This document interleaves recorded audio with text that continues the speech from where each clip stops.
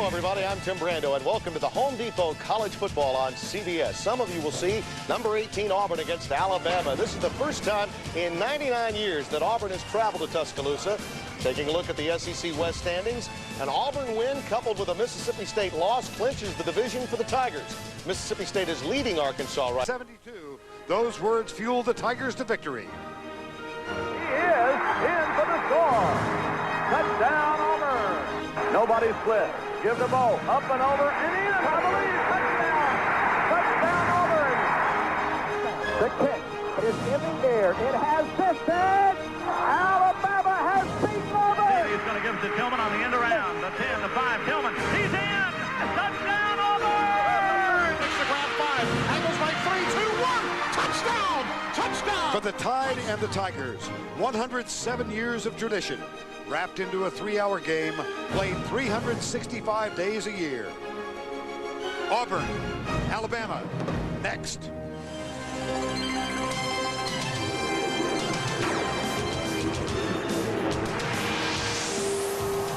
We welcome you to the Home Depot College Football on CBS. This afternoon, a renewal of one of the great rivalries in all of college football. Auburn against Alabama.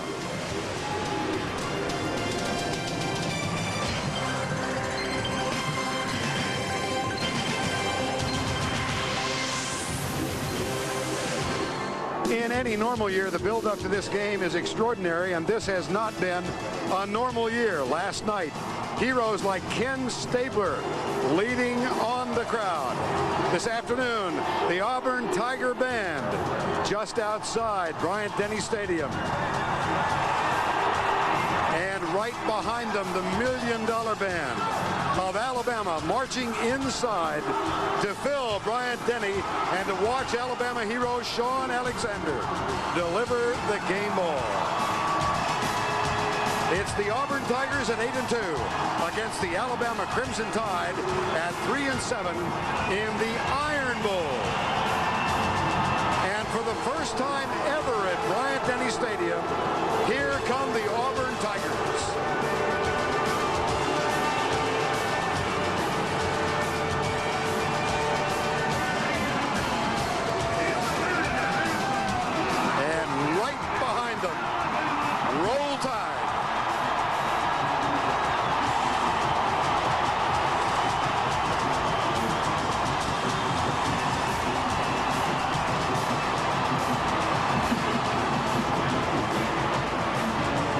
Good afternoon, everybody, and welcome to Tuscaloosa. I'm Vern Lundquist, along with Todd Blackledge and Jill Arrington.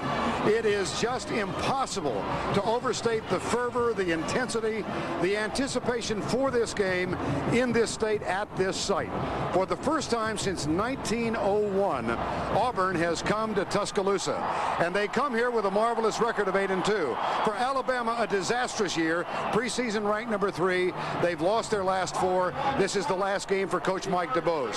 But for Auburn, they have much to play for. 8-2, as we said, a victory today, and they have a chance of getting to the SEC championship game. Obviously, a bowl is in their future. And Todd, there is, when these two teams get together, so much to play for. Well, it's a great rivalry first, but there's great incentive for both teams. It's different, though. As you mentioned, for Auburn, a chance to go 9-2. Also, maybe a chance to get to Atlanta to play Florida for the SEC championship. Worst case scenario, probably a New Year's Day bowl in the state of Florida. On the Alabama side, forget the first 10 games. It's all about pride right now. This is the final opportunity for these Alabama players to make a statement about their character, make a statement about what kind of competitors they are, and to change the taste in their mouth for the next 8 months. We have not been blessed with what one would call spectacular weather. It's cold, it's raining. How does that affect play? I think it'll affect it quite a bit, Vern. It's going to make it more of a mano-a-mano physical game. The game's going to be played for 60 minutes, but we're going to learn a lot about the outcome in the first 5 minutes. Who is going to set the tempo? Which team is going to be the most physical team? Having said that, I got to believe the edge goes to Auburn right now because of this guy, Rudy Johnson, coming into the game, the SEC's leading rusher. 9 games over 100 yards, and he has a bruising, punishing style that wears on a defense. And believe me, Vern, on a day like this, this, as cold and as wet as it is, tackling a guy like Rudy is not easy, and it's not a lot of fun. Rivalry weekend around the country. Folks here will argue that this is the greatest rivalry of all. But more on that, here's Jill Arrington. Thanks, Vern. People are talking about all the great rivalries in college football that this country has. You know, the Pac-10, well, they say USC, UCLA is the biggest. The Big Ten, they say Michigan, Ohio State, and Florida State are facing off. But here in the Deep South, you can hear the crowd. There's only one rivalry that matters. It's the one that makes families divide. It makes friends fight for 365 days of bragging rights, and that's this Auburn-Alabama game known as the Iron Bowl. There's a lot at stake. Alabama says it's all about their pride, and as Todd said, there's a lot at stake for these two teams. Coach Tuberville told me when he took the job at Auburn, he was told winning championships are great, but coaching legacies are made by beating Alabama. Vern?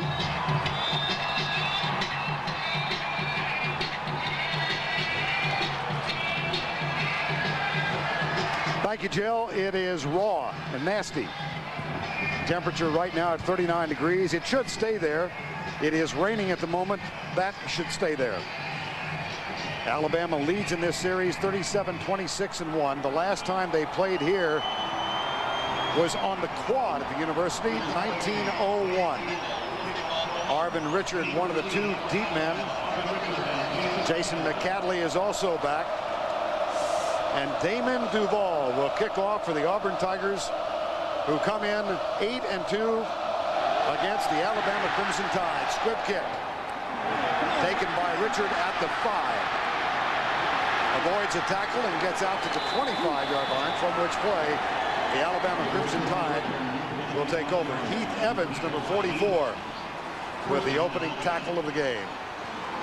Auburn won the toss and elected to defer to the second half. So we are underway with Andrew Zhao, the junior quarterback, who has had a really difficult season. It's been a real tough, and really his season has been kind of a microcosm of the Alabama season. Coming in, great expectations, inconsistent performance. He needs to play well, and he needs to play well early today for Alabama.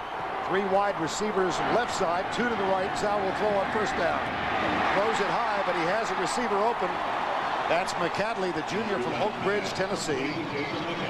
And Alex Lincoln makes the tackle. Now let's check the offensive lineup. Up front, it's Ellington, Redmill, Hogan, Alexander, and Cuthbert for the Crimson Tide. Backs and receivers: Ahmad Galloway, McClintock, the fullback, Antonio Carter, Freddie Millens, the wideouts. Sean Draper is the tight end. Backs in the eye, Galloway the deep back on 2nd and 3. And Galloway gets the handoff. That's not enough for the first down, but he will be out to the 33. It'll leave a need of about 2.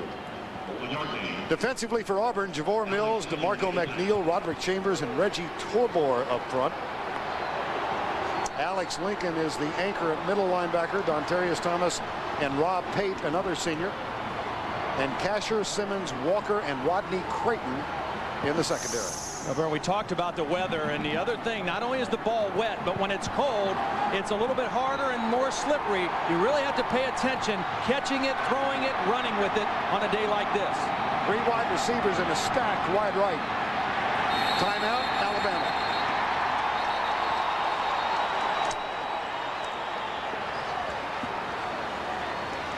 So we played only a little over a minute, and the Crimson Tide call time.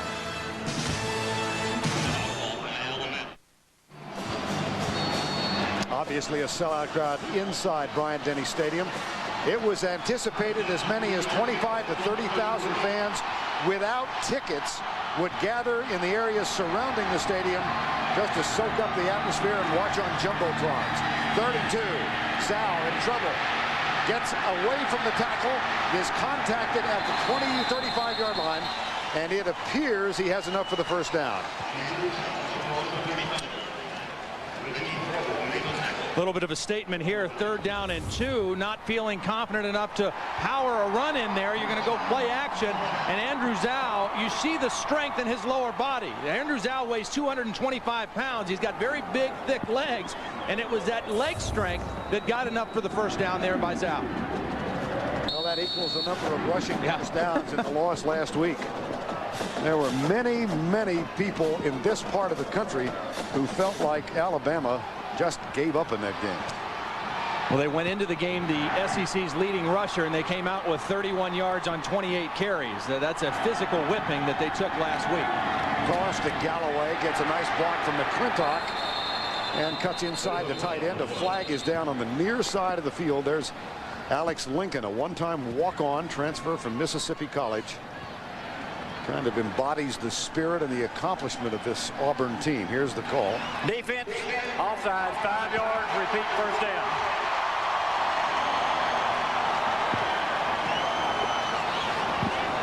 And in his second season, the head coach of Auburn, Tommy Tuberville, rewarded just last week with an extension, a lucrative extension of his contractual obligation to Auburn. 6th season as a college coach. He was the head coach at Ole Miss for 4 years. 5 and 6 last year. Here's the handoff to McClintock. They slip it in between center and right guard, and he picks up a couple. Andrew Zhao. Early in this season, there was a big quarterback controversy with this team. Tyler Watts and Zhao. Zhao was the starter to begin the year, had a disastrous opening game against UCLA. Watts came on. He did quite effectively as Watts' backup. Oh, he did. He played better coming off the bench. Still didn't throw a touchdown pass as a backup, but this is a kid who played great football last year and just has never gotten on track this season, save for a couple moments about the midway point. Low snap, waggle, flip it left side. McCadley gets a good block, and here goes McCadley inside the 30.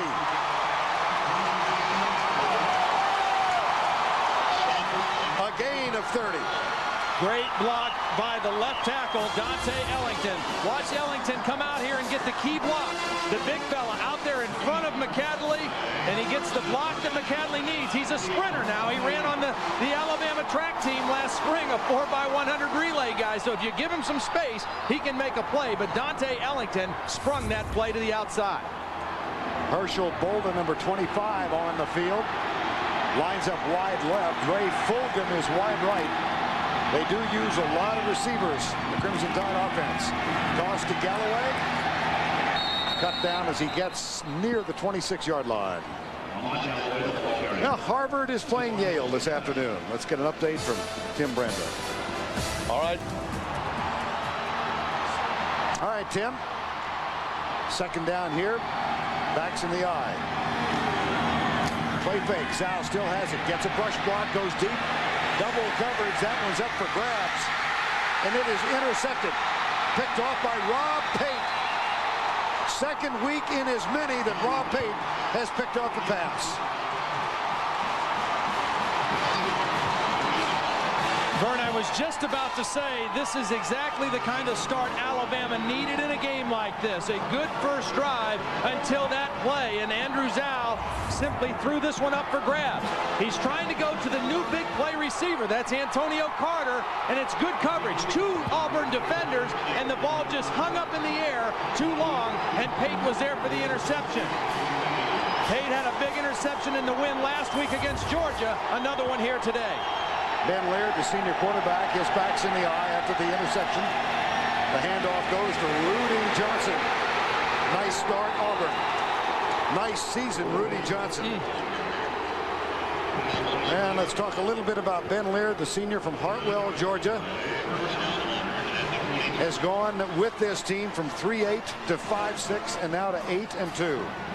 And told us earlier this week he can't imagine how meaningful this year has been for Ben Laird as a senior. And he hasn't had to make as many plays as he did a year ago because of Rudy Johnson. But I think he's a better quarterback because of their running game this year.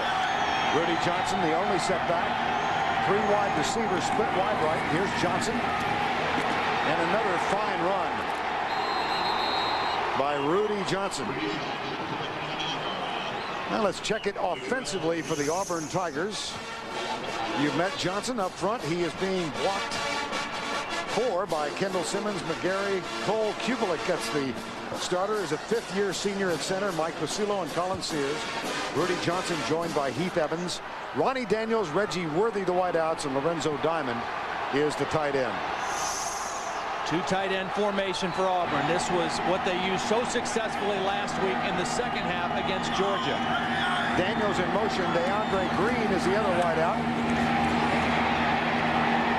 And the handoff for the third play in succession goes to Rudy Johnson. Defensively for Alabama, Monroe, Smith, Daniel, and Jared Johnson is today's version. They're banged up with injuries up front. The linebackers, Victor Ellis in the middle, Darius Gilbert, and Adam Cox. Salim Rashid is not expected to play a lot today because of injury.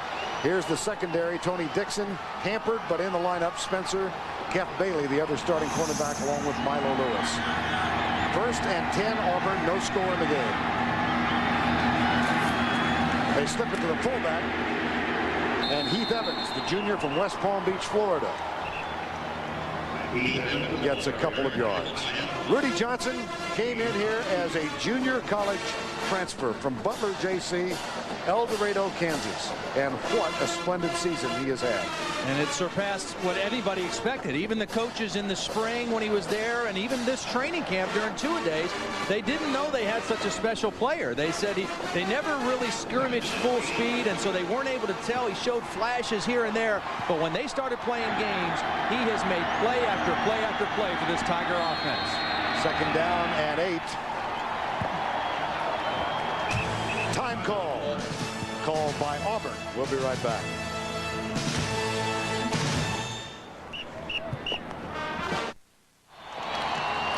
Second down and 8, Auburn. They will go with a double tight end set in this scoreless first quarter.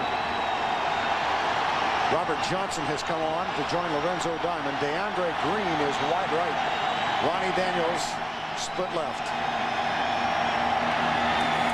Play fake. Lear, good pressure. Got him. Nice play by Jarrett Johnson.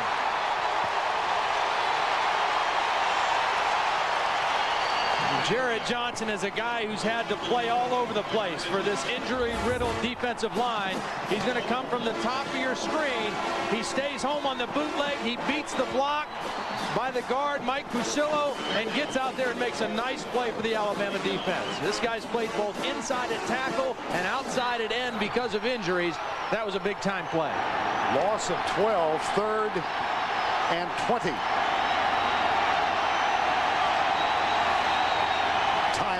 Nope, not a timeout. He's just audible. They're down to 2. 3-man rush for Alabama. Finds his tight end, Diamond. That is near first down yardage at the 45-yard line.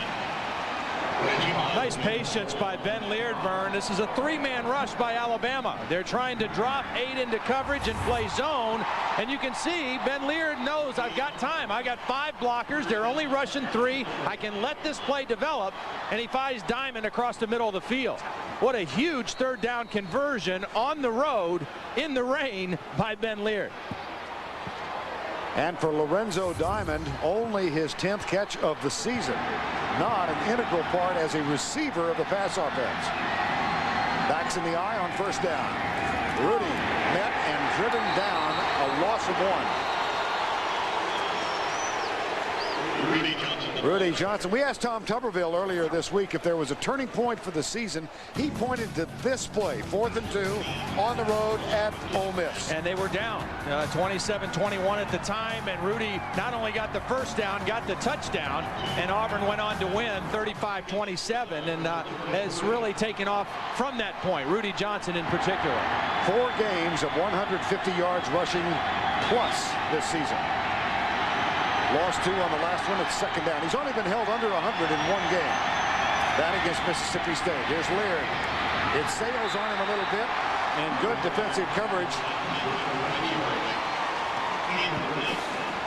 The pass incomplete. He's the kind of a back, too, who really gets better as the game goes on in the last 4 games as the season wears on. Yeah, and again, on a day like this, I mean, you love having a back like Rudy Johnson that you can give it to. You know he's going to protect the football. He's hard to tackle. He's not a speed guy, but he has very quick feet, and that enables him to make a lot of big plays. He's deceivingly fast. 3rd and 12. Blitz. Laird pumps once, goes deep, has a man open, but it is incomplete, knocked down by Reggie Miles, number 23. And Ben Laird wishes he had this back, because he had exactly what he wanted. The pump fake got his man free. He just underthrew the football. Watch, the pump fake is going to freeze Reggie Miles, and then his receiver is open, but the ball is well underthrown. Jarris McIntyre was there, and he had Miles beat, but the ball was clearly underthrown. Damon Duval is on to punt for Auburn. Antonio Carter awaits the ball in the rain at the 15-yard line. That one off the side of his foot as he got a little pressure, and there is a flag down. Now this might be running into the kicker. The ball comes to rest at the 7.5-yard line. Aries Monroe did run into the kicker, Vern. The unusual thing was the snap forced Duval wide. Watch Monroe, the punter had to move to the right to carry the snap, and Monroe simply ran into him. He's got to be aware of that and knows that he can't run into the kicker. Because of the fine end result of the punt, which is down at the 8-yard line, the penalty is declined.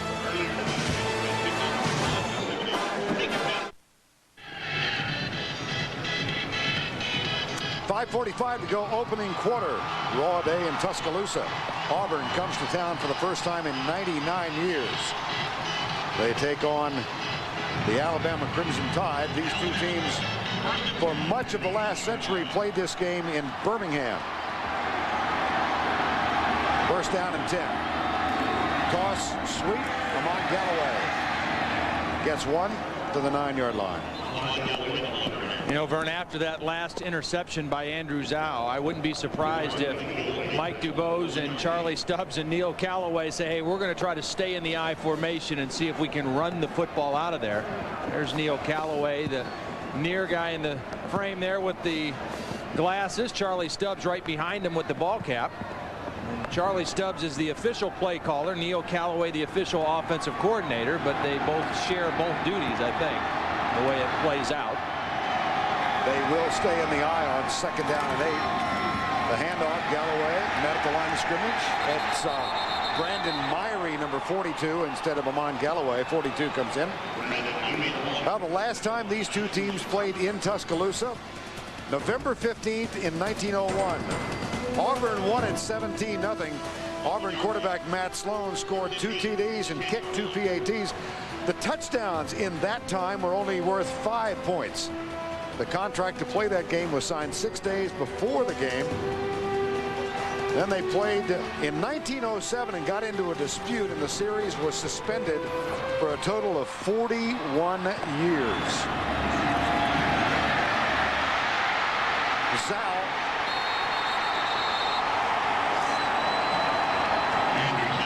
And it'll be 4th down. Good coverage downfield, playing a zone defense behind it, and Andrew Zhao maybe a little gun shy after that last interception, a little hesitant to pull the trigger on that one.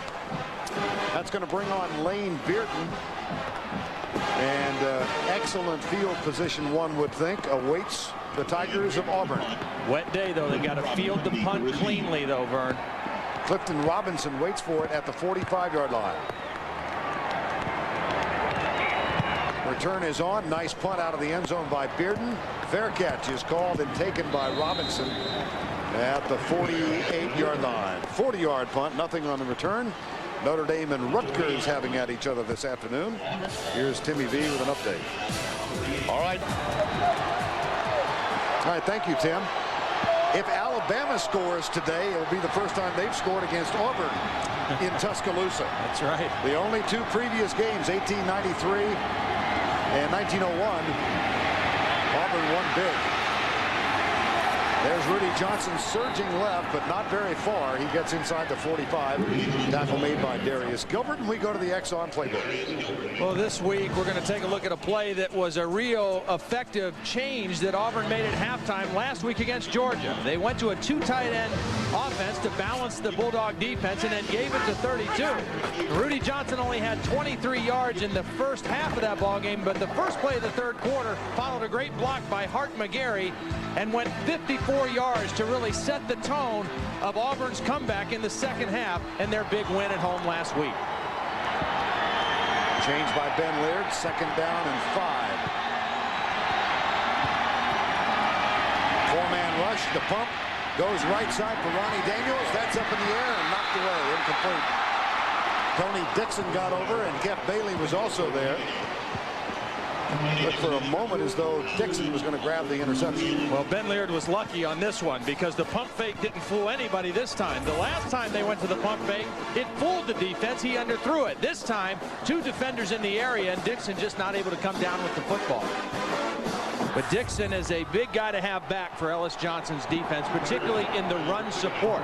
He's been banged up a little bit, a key player for this defense. 3rd and 5, scoreless first quarter.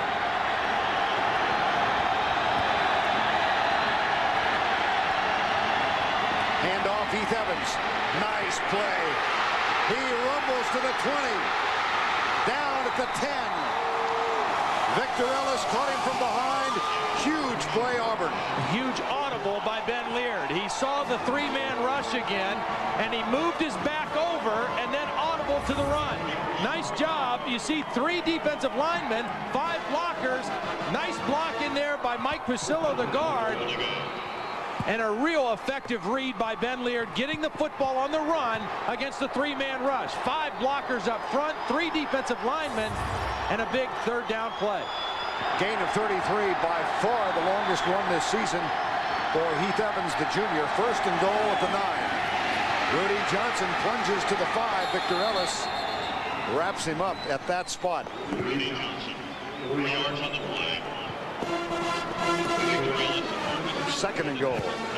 Inside the red zone this season, 24 touchdowns, 5 field goals on 36 trips. And on the other side, Alabama's red zone defense. Prior to the Tennessee game, they had held opponents from scoring 9 out of 19 opportunities, but since then, 20 out of 21 times their opponents have scored. 2 tight ends set on 2nd down from the 5. Laird to the fullback, Evans, down to the 2.5. They might spot this just inside the 3. Victor Ellis, Tony Dixon, the tackle. Not a bad idea there by Auburn, and Noel Mazzone with a guy like Rudy. You know he's going to gather all the attention. Everybody's going to be watching Rudy Johnson, and a nice idea to try to slip the fullback in there on a quick hitter. Brandon Johnson, number 45, comes in as an extra blocking back now. So you got the power formation on 3rd down with Rudy Johnson behind Brandon Johnson and Heath Evans wing left.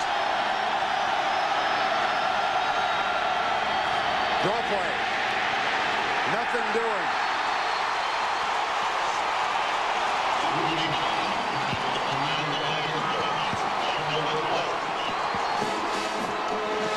Nice job. Nice penetration by Kenny Smith. He doesn't get the tackle, but watch 88 get into the backfield and force Rudy to cut back in. And then when he cut in, it was nothing but crimson jerseys there. Real nice play by the senior, the leader in there on the defense, Kenny Smith. Galvis White also a part of it, and so Damon Duvall will attempt his 14th field goal of the season, this from 22 yards away.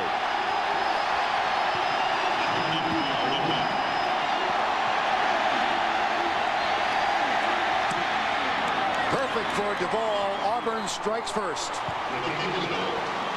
And it was set up by a season-long run from the junior fullback Heath Evans of 33 yards.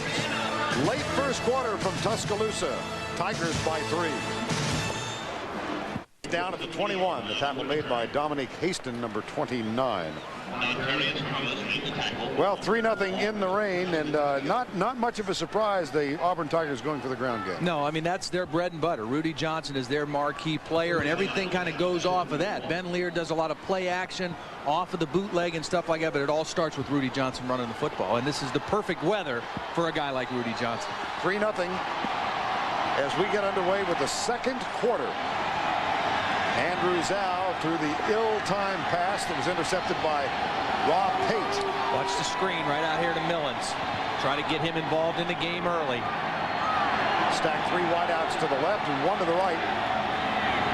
Here's Zhao. He's being chased, and he is down at the 21. Somewhere a miscommunication, Vern, because Zhao raised up to throw the screen, and there was nobody to throw the football to. All three receivers went downfield blocking, and Zhao nowhere to go with the football. Watch him. He's ready to throw right now, but there's nobody looking for the football. So he does the smart thing, try to run behind those guys blocking. But obviously a miscommunication, and again, a little frustrating, I'm sure, coming off the sideline after the timeout and not getting the first play right. Quick snap, and the roll to the right. Fires it out. He's got it for Freddie Millens. And Millens with the catch out of bounds at the 31. That's close for the first down in front of Larry Casher. Well, Freddie Millens' preseason publicity as a Heisman hopeful. Opening game against UCLA, returned to punt 71 yards, and things went south quickly. Well, he had an injury early on in the year, about midway point. Didn't play in the Ole Miss game, had a knee injury, and he just has not had the same kind of season. He still has that kind of ability, and Antonio Carter has kind of become the go-to guy, but these are two guys, both of them can still make some big plays if you get them the football in the right kind of places. First down. NFL coverage 12 noon Eastern time tomorrow on CBS. Vern, we talked about how this was going to be a physical game and which team could establish themselves physically. Well, so far, Alabama has run the football 8 times and have only gained 3 yards. So not a great start in establishing the ground game for the Crimson Tide. Here's the handoff to Galloway, and he gets out across the 30 to the 32-yard line. Galloway, the leading rusher for this team, and in the last 4 games it's really fallen off. Yeah, it's really hurt them. Now they've turned the ball over 13 times in those last 4 games as well, but running the football, even going into last week, they were still leading the SEC, but really got throttled by Mississippi State. And there you see the comparison on this wet day here today in Tuscaloosa. 2nd and 9. Play fake the reverse. Zhao has it, throws it to the alternate receiver on the right side. That's Galloway out of the backfield. He looked deep, but Auburn had sniffed this one out from the get-go. Excellent coverage downfield by Auburn. Alabama had 3 receivers released on this pattern, and all 3 were covered extremely well by the Tigers. Take a look. You're going to have this receiver, and then the back coming out, and all 3 guys are picked up well by the Auburn Tigers. Nowhere to go with the football, and Andrew Zhao just has to take a shot at it and throw it away. 3rd and 9 from the spread with Millens right and Collins left. Stunts by the Auburn defense. Zhao fires it out. It's complete. Nope, incomplete. Collins could not hang on as Rodney Creighton, number 10, was defending. Tough catch to make like that on a day like this. The ball a little thrown outside, and Collins tried to get back out and make the catch. Just not able to corral it. Your tendency on a day like this to use your body a little more than you normally would to catch the football, and that time Collins not able to make the catch. That brings on Lane Bearden. Clifton Robinson awaits the punt at the 30-yard line. Snap just a little high, but a nice high punt. Robinson will let it bounce, and it takes an Alabama roll toward the 20-yard line. I think he lost the ball. I don't think Clifton Robinson found the football. The ball hit, and he was looking around trying to follow the sound. Raindrops kept falling on his head. And Lane Bearden trying to get downfield. Whoops.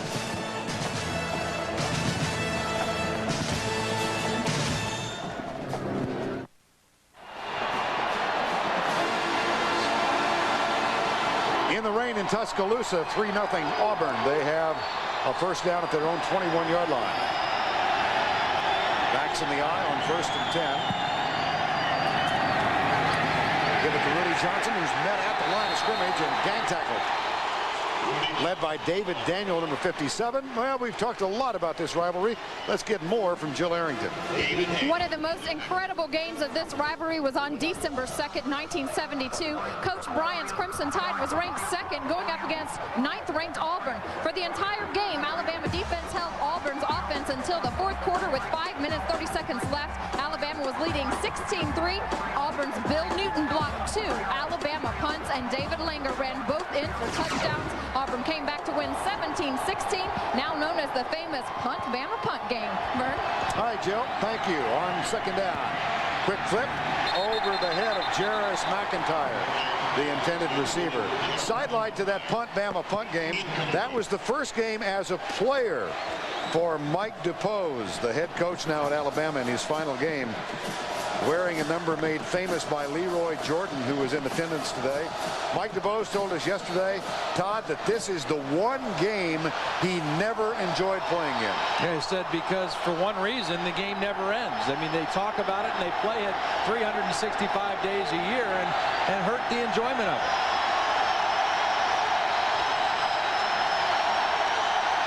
Another audible play clock at 5. Four-man Crimson Tide rush, leered up. Safety valve, Rudy Johnson met and caught. Milo Lewis, it'll be 4th down here. What about Notre Dame? Let's check in with Tim Brando. Vern Bolenberg. All right, Tim, 3-0 here. The snap is back, and the punt from Duval is underway. Taken by Antonio Carter. Good downfield coverage by the Tigers. He stopped at the 45-yard line. Rashawn Walker, number 37, led the way. CBS Sports coverage of the Home Depot College football will continue after this word from your local station. On CBS. Best Alabama starting position of the afternoon. First down at their own 45. Galloway tries to cut inside, and he is met and driven down at the 45-yard line. CBSSportsline.com. Play Aflac Trivia at CBS.sportsline.com or America Online. Keyword CBS Sportsline. Now, Vern, I talked about the first 5 minutes of this game and who would set the tempo physically. I think Auburn did a better job of that. Alabama still struggling to get anything going running the football. However, after the Alabama defense held Auburn to the field goal and didn't give up the touchdown, they did play a lot better on their last defensive series. But the onus still right now, I think, on the offensive line of Alabama. 2nd and 11. The stack. Here comes the ball drilled out to Dre Fulgham, number 3, and Larry Casher, one of the 15 Auburn seniors from Pritchard, Alabama, was there to knock it away. It'll be 3rd and 11. All right. This is your moment you wait for each week. I know. It's time now for the Aflac trivia question. In '81, Bear Bryant surpassed Amos Alonzo Stagg with 315 victories to become the winningest coach in college football. What team did Bryant beat to break the record? Aflac. This is a rather weak Aflac trivia question, I think. I just want to go on record as saying that. 3rd and 11. The pump, Zhao. He's got it into the hands of Antonio Carter. Fumble. Recovered by Paul Hogan, number 74, the center. They tried to run the wide receiver screen. This is one of the favorite plays that Alabama likes to use with their wide receivers. It was not there initially. Zhao had to kind of double clutch it to get it to the receiver. Watch right here. Here's Carter running the screen. It's not open initially. He keeps with the pattern, and then again, a cold football. It's cold, it's wet, it's slippery. You really have to protect the football, and it's knocked out by Alex Lincoln. 4th and a foot at the 45. Just trying to get the draw him off sides here. There's the head cock. Good concentration. Yes, indeed. It certainly was. On the road, you're a lot of hype, a lot of emotion in the game. Nice job by the Auburn defense hanging in there and not buying the fake.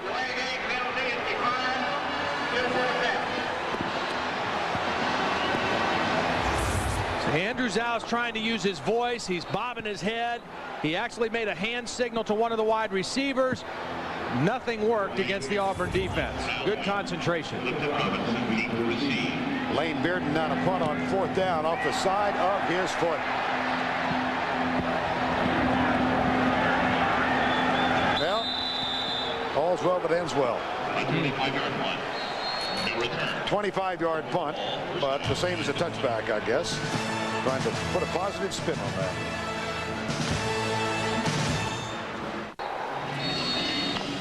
All right, Tim, thank you. 3-0 here, 9:13 to go before the halftime break. And the Auburn Tigers picked 4th by most of the prognosticators. That's in the Western Division, and here they are 8-2 with a chance to go to the SEC championship game. They'd have to win here and get a little help. Leard out of the spread. Rudy Johnson slips a tackle, bounces to the outside, and picks up 6 yards.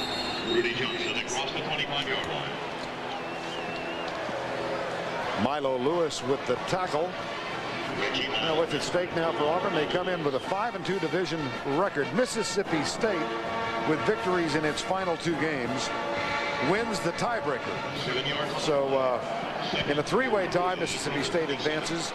If Auburn and LSU are tied, Auburn wins, and you see the various permutations of it all. They're going to play it out on the field. But a lot of things can happen. 2nd down and 3. Up the middle. Johnson stopped at the 29-yard line. That'll be short of the 1st down. There is a flag.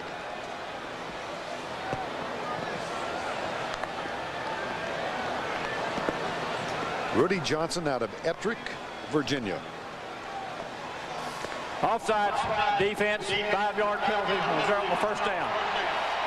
Noah Mazzone, the offensive coordinator, went to scout another player at Butler JC. He actually went to scout Daniel Cobb, the quarterback, and while there, watched Rudy Johnson play, and they all admit they had no idea what they had. Yeah, at least Noah was honest. We asked him, did you expect him to be this good? He says, no, we thought he might be a fullback. We didn't know if he was fast enough to play in the SEC, thought he might be too heavy, but he has been a great player in the SEC. 1st down and 10 after the penalty. Didn't get it off. No, that'll cost him 5. And that's something as a senior quarterback Ben Leard really needs to avoid. I mean, those are the kind of penalties that just really knock you back. 1st down, you got a little momentum, you've gotten out from the 20-yard line, now you put yourself in a 1st and 15.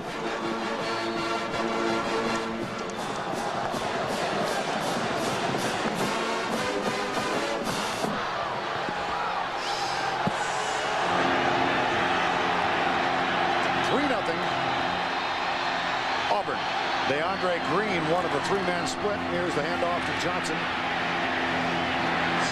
Carries tacklers out near the 35-yard line. And he picks up 8. Rudy Johnson. No, Vern, this is a typical picture of what Rudy Johnson does. Just watch this guy break tackles. It's not a flashy run. There's Victor Ellis, unblocked, makes him miss. There's a defensive tackle, Jarrett Johnson, that can't bring him down. Finally, about 6 yards later and 4 defenders later, he's on the ground.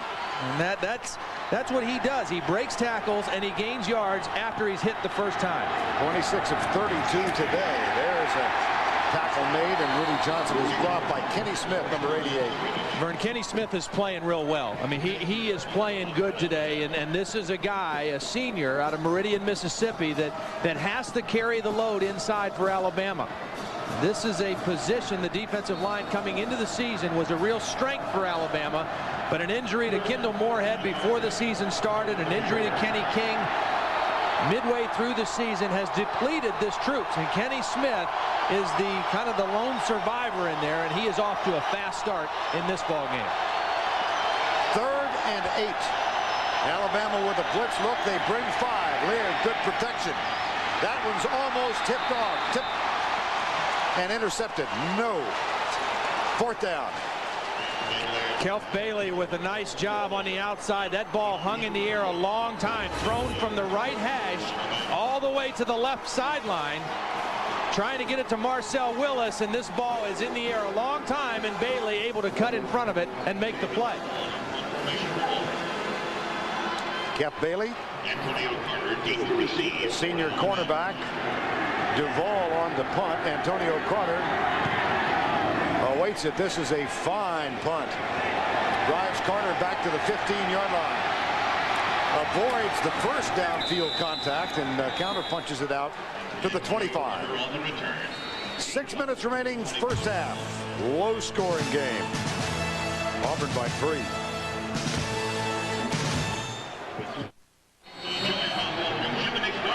Auburn leading 3-0 before a sold-out crowd at Bryant-Denny Stadium. Last time these two teams played here, they played in the quadrangle on campus. So this is the first time Auburn has played in this facility. There's the handoff to Galloway out to the 30. And this, as we have told you, is the final game in the coaching career at Alabama for Alabama grad Mike DuBose, 47 years of age. Won his first 4 games in his first year as head coach, but they went 1-6 in the last 7. In '98, they beat Auburn. Last year, surprised a lot of folks by winning the SEC championship. But this year, ranked 3rd in the country in preseason and really never got over the loss to UCLA. No, we talked to players yesterday. They're still talking about the UCLA game, that's where their season went south. Handoff goes to McClintock for a yard across the 30 to the 31. Mike DuBose said there's a part of him that is anxious for Sunday to come. When he's already cleaned out his office. This has been, as one might imagine, a very emotional week for Mike DuBose. He does love this university. That's obvious in everything he's said and done. He and his wife Polly and the kids, both of whom are students here, Julie and Michael Jr., will head to his hometown of Opp, Alabama, where they will spend the Thanksgiving holidays with his mom and dad. Very poignant afternoon, though, for all the coaching staff at Alabama. On 3rd down, Zhao. Pressure, flips it left. Galloway at the 31-yard line. It'll be 4th down. Mark Brown, number 52, with the tackle. So yet again, Alabama can't move it. Good coverage downfield. You see Mike DuBose, and what he's most upset with right now, I think, is the offensive line, and saying, look, we have got to be able to run the football on these guys. We run 1st down and 2nd down and don't gain an inch. We can't beat this team if we can't run the football. Nearing the 4-minute mark, Lane Bearden on to punt. Robinson moves up, lets it bounce.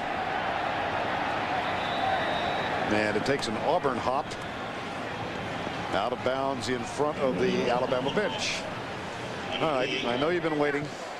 The answer to the trivia question. What team did Bryant beat to break the record? Auburn won it at Legion Field, 1981, 28-17. You were there, weren't you? I was there. Got to work that game with one of my idols in the business, Keith Jackson and Frank Royals, and have a picture on my office wall of me trying to convince Coach Bryant that he ought to do a halftime interview. 1st down. So I have a certain respect for what Jill Arrington accomplishes each week. It is the tackle that Rudy Johnson made at the 42 by Darius Gilbert, number 99. I'll tell you one thing that's apparent to me, and that is that the defense of Alabama has picked it up a notch. Ever since they held Auburn to a field goal earlier in the 1st quarter, they have really picked it up a notch. They are playing with a lot more passion right now than the Alabama offense is. That's for sure. Marcel Willis breaks and goes wide right. I think Ben Lear's going to have to make a throw. He's going to have to make a play down the field here and loosen up this Alabama defense a little bit. Across the middle, wide open, DeAndre Green slipped under the coverage, and that's a 1st down at the Alabama 41-yard line. 18-yard gain. A little bit of a delay route by DeAndre Green. They ran off the coverage with a couple other receivers and then slipped the big receiver, DeAndre Green, underneath, and he had a lot of green field in front of him. And a play that Auburn needed. Alabama starting to squeeze down on the running game a little bit, run them off, and get a play throwing the football down the middle of the field. After the 18-yard gain, 1st and 10, I formation. Johnson with Heath Evans leading the way. Bobs to the outside. Milo Lewis with the tackle.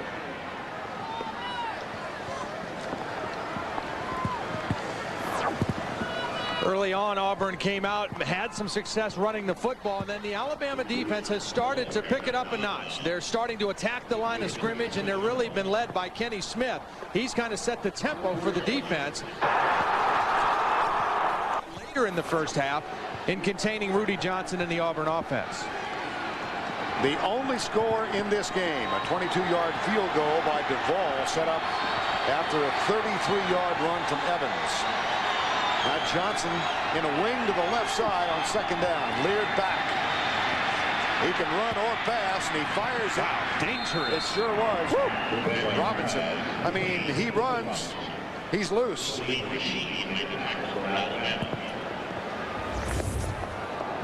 I don't know if this was a design throwback by Ben Leard or if he just thought he'd take a shot at it, but that is dangerous, throwing it back across the field.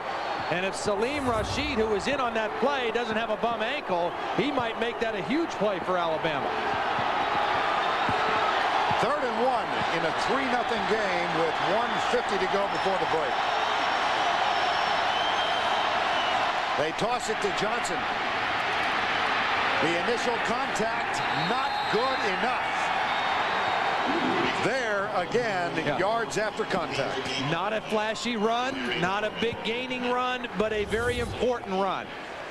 Alabama showing blitz inside. Good call by Noel Mazzone, tossing it to the outside, and then he just steps over a couple tacklers. He breaks arm tackles, and he keeps moving forward. Not a huge gain, but a significant run by Rudy Johnson. Tim Brando, Spencer Tillman on the AXA halftime report. First down. Johnson now with 46 yards. Leard will go from the spread. Blitz coming. They're sending 5. They hit him as he lets it go. Kenny Smith again. Yep. They tried to go hitch and go to Ronnie Daniels, and they just didn't have time because of Kenny Smith. And here's Kenny Smith right here, 88. Watch the pressure. Nice job. Goes right around Hart McGarry and does not enable Ben Leard to go with the hitch and go.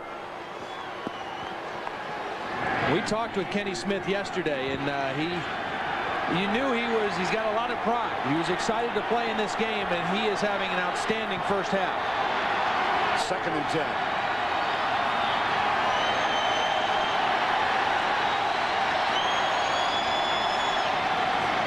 Slip the ball to Johnson.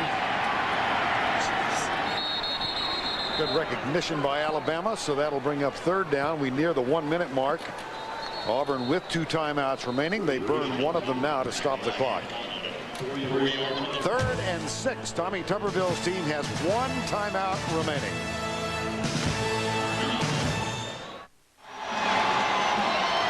Fans in this state await this game all year long. A little rain, a little cold will not hinder them from their enjoyment of same. 3-0, 3rd and 6. Keep an eye on Clifton Robinson. Outside, number 15. Starts in motion. Leard looks his direction, is hit as he lets it go, incomplete, 4th down. Ben Leard only 4 of 11 now throwing the ball. Jared Johnson got to him. He wanted to go to Clifton Robinson, but again, good pressure by the Alabama defense. Both ends, Jarrett Johnson coming from the left, and Antoine Odom right here, number 98. Both of them got in there and didn't allow Ben Leard to get the throw off. That's some frustration by the Auburn offensive coaches, knowing they didn't protect Ben Leard that time.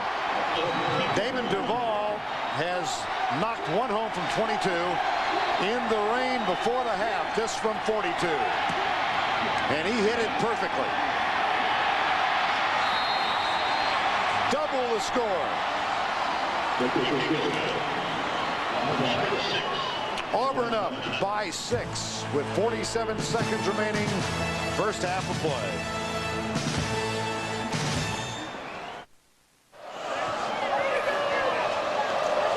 I think they see themselves on the giant scoreboard, and they're trying to keep warm before the halftime presentation.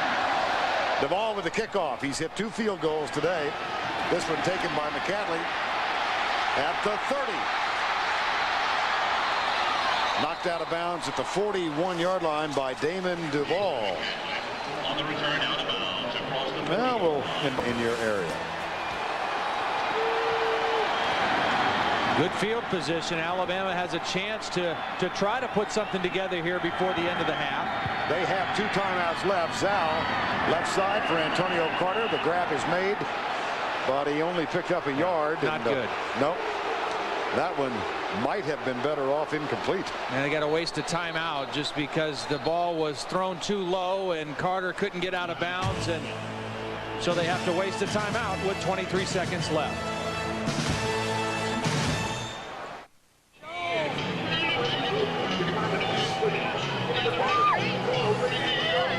6-0 with 23 seconds to go before halftime. Auburn up.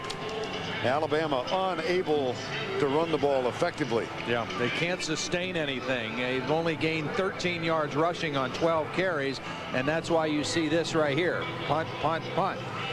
This is punt, Bama, punt all over again, just in a different way, I guess. 2nd down and 9. And here comes Andrew Zhao and the Crimson Tide. And Andrew needs to be very smart here. I mean, certainly you'd like to get something on the scoreboard, but don't force it and make a critical mistake at this point in the game. Auburn rushes 3, drops 8, deep left side. McCray's down there. The catch is made out of bounds.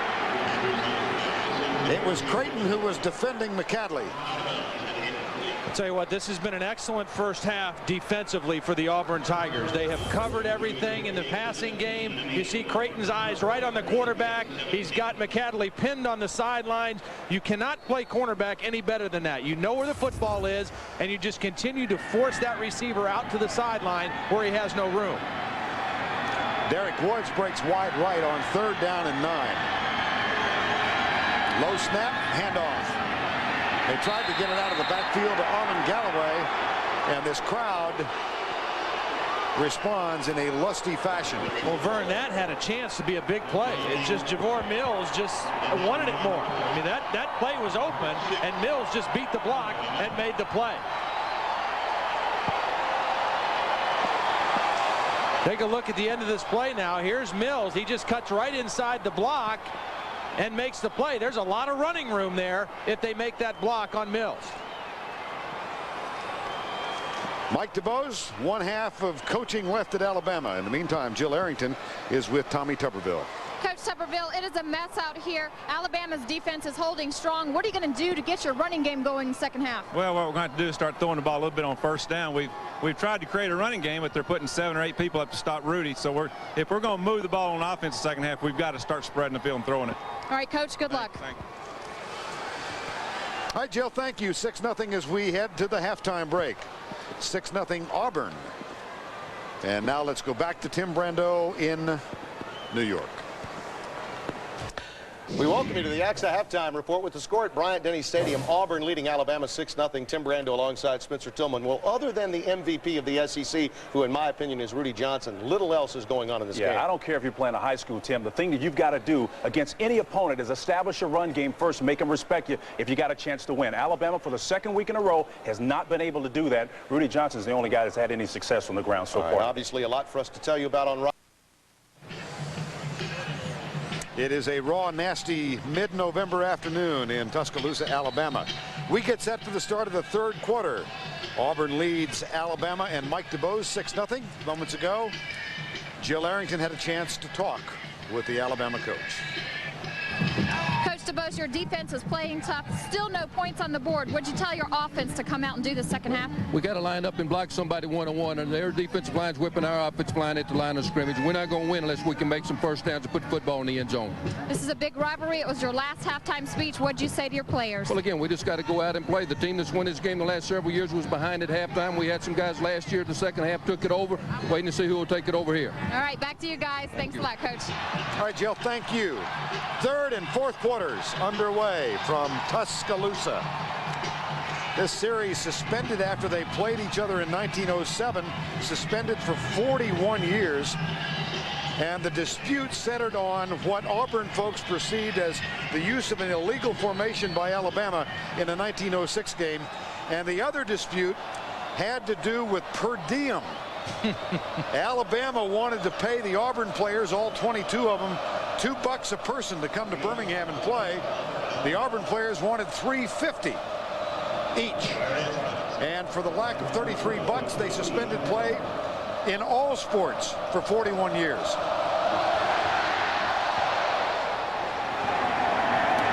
Kickoff taken at the 3. Big return all the way out to the 43-yard line. Roderick Hood, number 36, counter punches it 40 yards. And we get set for the start of the third quarter. Vern Lundquist, Todd Blackledge trying to keep warm. It is cold and it's still wet. And I think, as Tommy Tuberville said going off the field at the end of the first half, they've got to throw the football a little bit more. Ben Lear needs to open up the offense a little bit.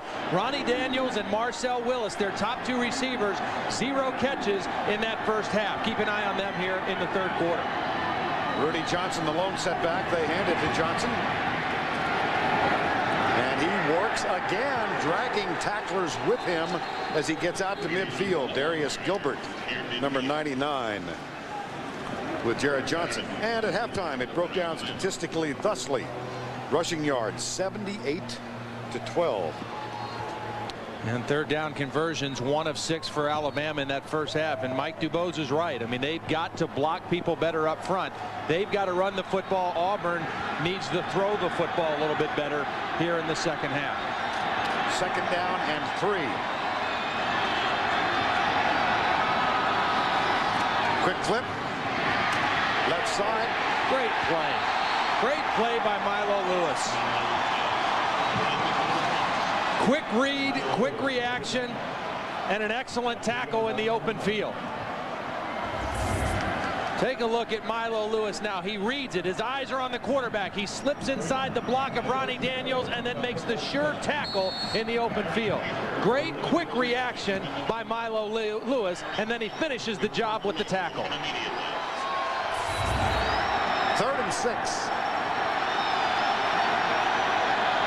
Robinson is slot to the right side. Lear gets it, delivers it left side to DeAndre Green out to the 43-yard line. That will be enough to move the chain for Auburn. Gain of 10. Nice protection up front that time. Alabama chose to come with a little more pressure. They brought 5 men, and all 5 guys picked up by Auburn, and it allowed Lear to stay in there and make the nice throw on the out route. There's the reference that Mike DuBose made in his conversation with Jill. The team that has led at the half the last 3 years has wound up losing the game. 1st and 10. Overall, that's not been the case in the series. 71% of the time, the team that's leading has won. This time there are no yards after contact for Rudy Johnson. Jared Johnson, number 96, was there. Rudy Johnson, with this splendid season, only 1 game under 100 yards, announced as a semifinalist for the Doak Walker Award. That announcement will be made in December. 9 100-yard rushing efforts this year, surpassing the previous record held by Bo Jackson. 2nd and 9.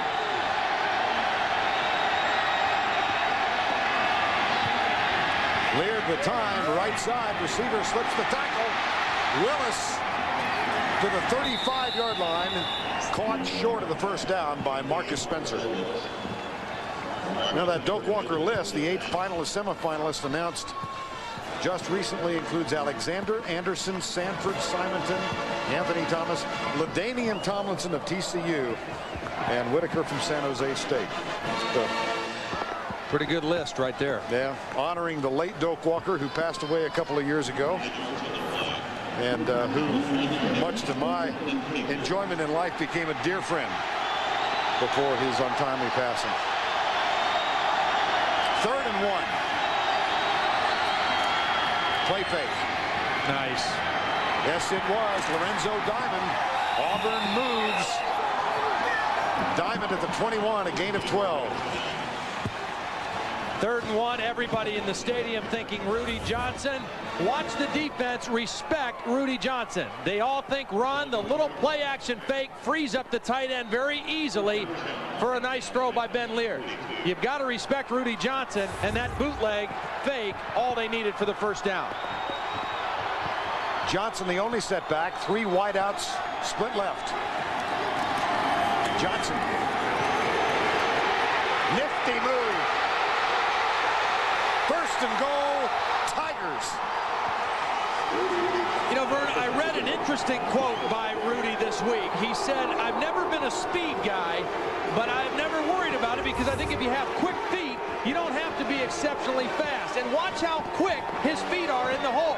Just able to move and cut and shift and break tackles. He's powerful, yes, but he also has very quick feet, and he's able to dance around and find space in the defense. That a gain of 17. He's got 75 in the rain for the afternoon. 64% of his yards after contact today. 1st and goal with a 6-0 lead. Single coverage out here outside.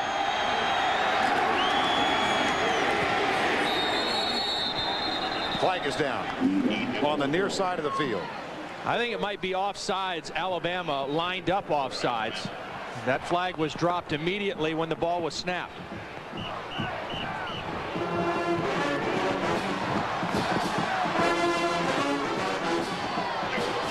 It might even have been Marcus Spencer who was lined up across from DeAndre Green. On the defense, half the distance to the goal. Still 1st down. Now you recall that one of the Heisman Trophy winners for the Auburn Tigers, Bo Jackson, in 1985. Look at the relative comparison of the kinds of seasons each had. Jackson winning the Heisman 15 years ago. And Rudy Johnson, I saw one columnist here in Alabama who said he knew Rudy wouldn't win this year, but he would get his vote. Johnson, not this time. Salim Rashid, number 11. Ellis Johnson pulling out all the stops right now with Salim Rashid. He told us he hasn't practiced all week. He's got a bad ankle. You're going to see him on the top of your screen, number 11, flash in right there and make the play and get help from Kenny Smith. But Salim Rashid, a bad ankle, limited all week, and Ellis is saying, hey, we need him. He's our best linebacker. Healthy or not, he's got to play for us. 2nd and goal. Leard with the audible. Johnson creeps right. Quick setup. Fade pattern. Into the end zone. Intercepted. Yes, it is. Milo Lewis, another big play. He's had a couple on this drive. He played it perfectly. What a huge defensive stop for the Crimson Tide. Trying to go to Ronnie Daniels, and watch Milo Lewis. His eyes are on the quarterback. He knows when the ball is let go, and then he times his jump. Almost knocked away by his own guy Dixon, but Milo Lewis able to make the catch, and Mike Dubois says just what we needed from our defense.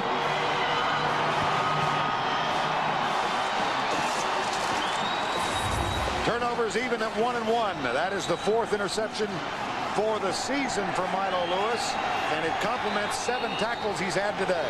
And Vern, both interceptions by Ben Leard have been the result of underthrowing the football, not giving his receiver enough of a chance.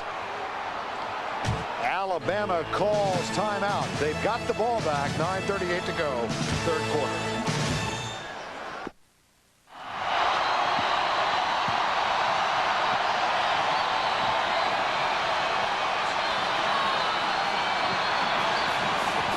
.38 to go after the interception in the 3rd quarter. Zhao with a handoff to Galloway. Splits into the secondary, moves it out to the 27-yard line. Let's go back and take a look at the Milo Lewis interception, Todd.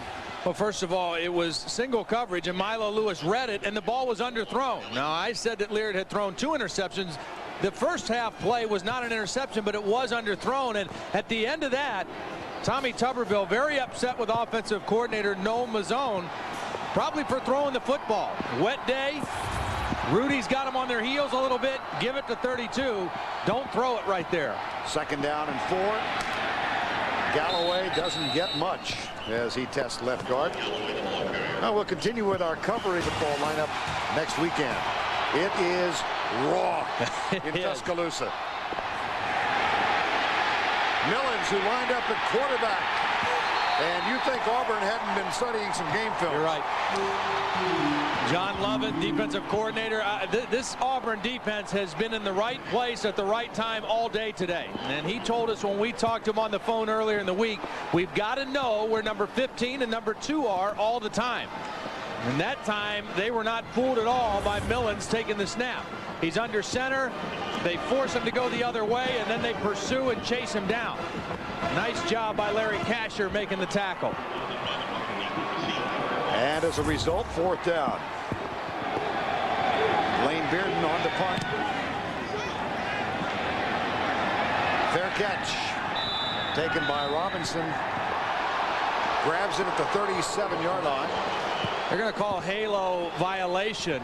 There were 2 guys down there. Shantu Ray was being blocked, I believe, by Rashad Walker.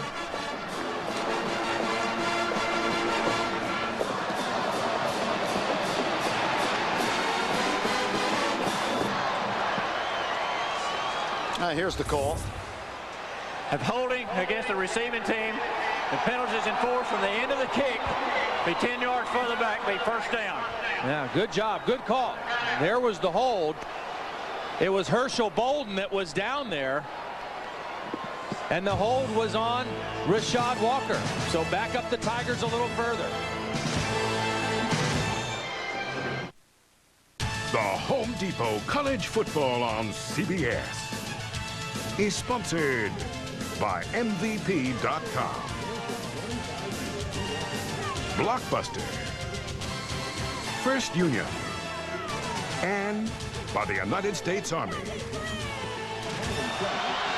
7:38 to go in the 3rd. Auburn, its first visit ever to Bryant-Denny Stadium. This rivalry was played on a supposedly neutral field, Legion Field, in Birmingham from 1948 until 1989, when a game was actually played at Auburn. It's 1st down and 10. Play fake, Leard. Runner pass, lobs it out, intercepted. What a bad pass. Picked off by Connie Brown. Last 2 throws Ben Leard has made, they both were poorly thrown. This one looked like it really got away from him and sailed on him. Didn't have any zip on the ball. They're trying to go play action and throw on 1st down. Not a bad decision, but watch the ball just take off on it. Really sailed over the head of his tight end Johnson, and Connie Brown there to pick it off. Pressure by Antoine Odom maybe forced that bad throw, and Alabama in great position. First interception for Connie Brown. Ball at the 40. Sam Collins in motion. They'll give it to Galloway. Meets resistance. Fumbles the ball.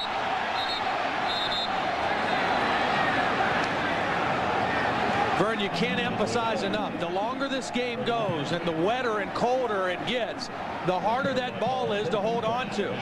When the game started, the balls were pretty dry, and they're able to keep them dry, but you really have to concentrate and focus on securing the football. Watch the end of this play. He's got it right there. Good. It's ripped out by DeMarco McNeil. And Alabama very fortunate that they got that football back. There's McNeil, 92, gets the arm in there. 2nd down and 10. In trouble. Javor Mills, number 96, with the sack. Mills was there, and DeMarco McNeil also. He made the play on the strip. Watch him again now. Here's McNeil. Here's Mills. Both of them are going to get quick pressure. And the right side of the Alabama offensive line, a little collapse on that play. Loss of 10, 3rd and 20. Brandon Myrie laid out of the huddle, heads to the sideline. And Triandos Luke, number 84, takes his spot. Lines up in a slot to the left.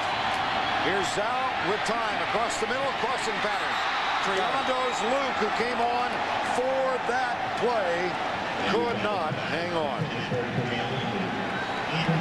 You can't fault Andrews out. This ball was thrown well. It was not going to be enough for the first down, but maybe enough to try a field goal, a long field goal, well thrown, and Luke just not able to make the catch. Lane Bearden on again. Robinson at the 10 for Auburn. Fair catch, taken at the 11-yard line. That's a 37-yard punt. Auburn pinned deep. They lead by 6.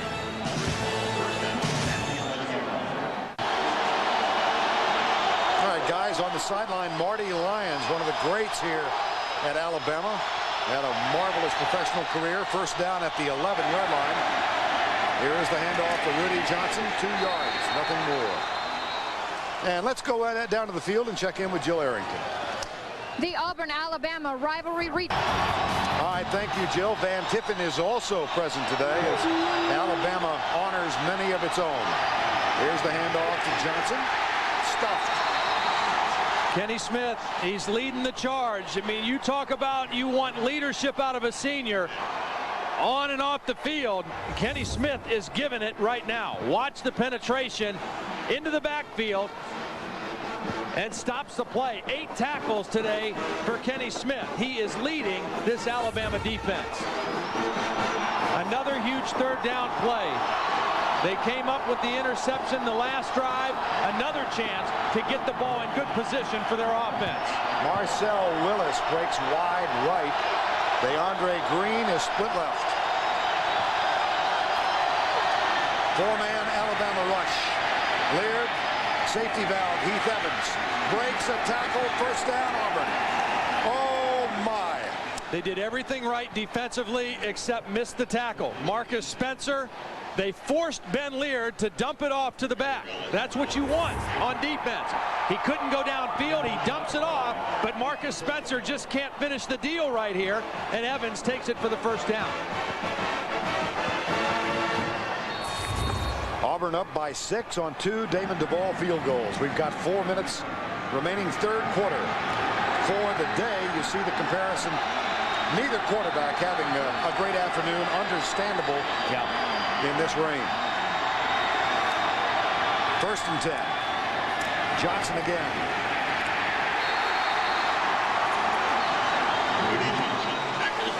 Now we mentioned Van Tiffen. You saw Marty Lyons among those honored at halftime. He is back in Alabama. Joe Willie Namath. What an ovation he received. Ken Stabler, who of course does radio broadcast with Eli Gold for Alabama. Newsom, Baumhauer, Stevenson. What a list of names. Leroy Jordan also in. And there is a player down at the 20-yard line. Darius Gilbert, number 99. And while they tend to, there's Kenny Stabler. In front of him, and then made the play, and then all the beef fell on top of him. And Alabama's defensive line, Jared Johnson and Albert Means, Antoine Odom, and Kenny Smith really getting some good penetration, playing pretty well today. Also looked like he might have got good. I wanted to hear Eli Gold. I thought Kenny was going to take it wall to wall. You feel like getting warm and letting them come on down here? And Kenny and I are both impressed with what Kenny Smith is doing on the field today for Alabama. Good to see Darius Gilbert walking off under his own power. Kenny Stabler down in 12. Leard and the Tigers in the rain. Toss sweep left side. Evans with a brush block. Johnson breaks the tackle out to the 30-yard line. Just short of the first down. Tackle is made by Connie Brown, number 36. He's got such an interesting running style, Vern. He doesn't wow you ever, but watch, he just keeps his feet moving. He finds a crease, he finds a hole, gets a good block from Heath Evans, and he just breaks tackles. Again, it's nothing flashy, it's nothing real that makes you turn your head. but he just keeps going forward and gaining yards. 3rd and 2. Power set again. Brandon Johnson in as the lead block. Johnson goes right. Now let's see where the spot is. This will be very close. There's a good look. Johnson and a little natural grass. I don't think he got it. Well, you can see the expression on Rudy's face. He came up a hair short. Running the toss sweep again, and Milo Lewis was the first guy to make contact. It took a little bit of the steam out of Rudy Johnson, and then Kenny Smith to finish off the play. Damon Duvall, who does both place kicking and punting, is back. Gets rid of this one, but it's end over end. Bounces to the left and will limp to a stop at the 26-yard line. Well, coming up Sunday on 60 Minutes, why didn't the cop know before he shot and killed an African-American that the man he killed was also a cop? That's one of the topics to be covered on 60 Minutes Sunday. 1:42 to go, 3rd quarter. Vern, this is a critical series, I think, for Andrew Zhao and the Alabama offense. They got the turnover and went 3 plays backwards and had to punt. Couldn't capitalize. They must let the defense rest, and they've got to do something positive with the football. Brandon Myrie in. There's a play fake to him. Zhao rolls right. He'll keep it. Good decision. Out of bounds at the 30. The tackle made by Roderick Hood, number 36. Nothing there. Gave it a look and decided to run it and get something out of it. Mentioned that Zhao was involved in the quarterback controversy here. Tyler Watts named the starter after the first couple of games, and Watts went out with an ACL tear in the Ole Miss game 4 plays in, so Zhao has been the quarterback since then. Flips it underneath, almost deflected and picked off. 3rd and 4. Well, I watched Andrew Zhao play a lot last year, and I thought he was a fine quarterback. Now, he has not played at all this year like he did last year. I think a lot of it had to do with the so-called controversy early in the season. Some of it had to do with their not being sure offensively as an offensive coaching staff whether they wanted to throw the football or run the football. But this is a quarterback that doesn't have anywhere near the confidence level that he played with last season. The spread on 3rd and 4. Stunts by the Auburn defense. The pass caught at the 39-yard line. That'll be a first down, Alabama. Nice job by Jason McAdderley coming back to the football using his big frame at 6'2" on 200 pounds to shield the defenders away from the football. Andrew Zhao looking at the hook route, and McAdderley does a nice job giving a good target to his quarterback and getting a much-needed first down. 1:15 to go, 3rd quarter. Clock running. Herschel Bolden comes in, so does Dre Fulgham. And at the last minute, Derek Woods into the huddle. They're not going to get this play off, Vern. They're down to 5 seconds. He's going to have to call a timeout. Yep, they do just before the clock expires. Myrie. And somehow, out of that spaghetti, they got 5 yards. And we saw Darius Gilbert limp off a moment ago. Jill, what's the story? The story on Darius Gilbert, somehow his helmet hit him in the eye. He says he can see fine, but now he's a little dizzy, so they're holding him out a little bit. I'll keep an eye on him. Back to you guys. All right, Jill. 25 seconds to go, 3rd quarter, 2nd and 4. Think about this. Alabama is playing in its 108th season of college football. They're 4-7. In all of those years, only one other Alabama team has ever lost 8 games in a year. That's what they're facing here. And that is an incomplete pass. It'll be 3rd down. This was a nice idea and a play call by Charlie Stubbs, because what they did was they used the trips receiver as a decoy. Show screen over here and then try to come back to the single receiver. Auburn and thinking the screen was coming, and this ball is thrown pretty well, and McAdley just can't make the catch. Again, it's wet, it's cold, that ball is hard and slippery, and McAdley not able to come down with it. 3rd down 4 at the 45. Darius Gilbert. Zhao looking right, dancing right, comes across into the middle. It's incomplete. Final play of the 3rd quarter.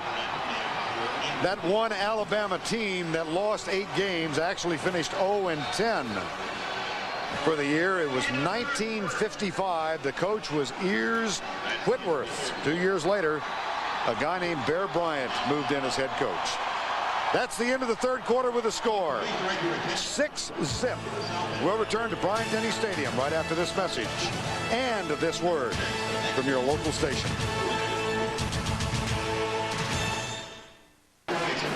We are back at Bryant-Denny Stadium in Tuscaloosa. We began the final stanza. Alabama faced with 4th down. Lane Bearden on to punt for the 7th time. This one short, bouncing at the 26. And Robinson will get out of its way.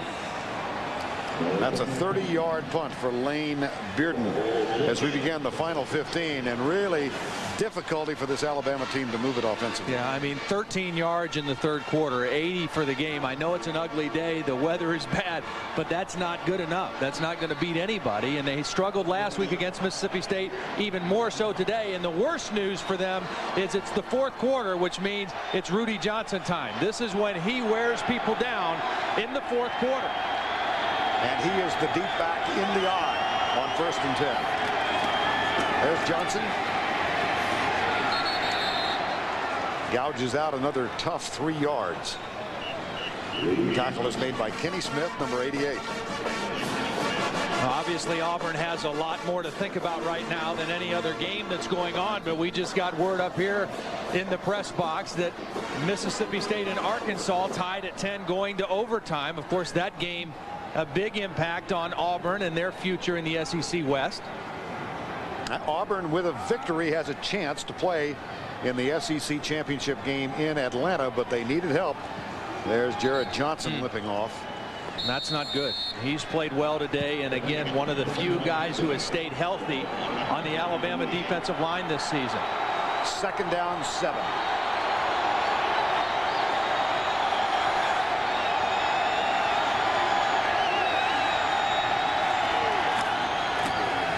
Johnson, Kenny Smith, a couple of friends there to help him.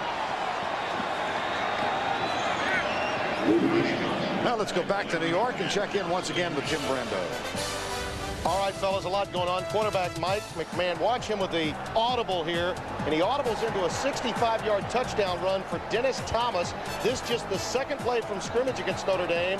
That would make it a 24-17 game. Also news out of Arkansas, Mississippi State. Brandon Holmes, a 7-yard touchdown, making it 17-10 Arkansas. It's now 4th and goal, Mississippi State, with their turn with the football at the 1-yard line. We'll keep you posted. All right, Tim, thank you very much. Auburn leads here 6-0. They've got a big 3rd down. Flag. 5 yards. Delay. Yep. And that's twice now Ben Leard has gotten caught by the play clock. 5 yards. Still 3rd down.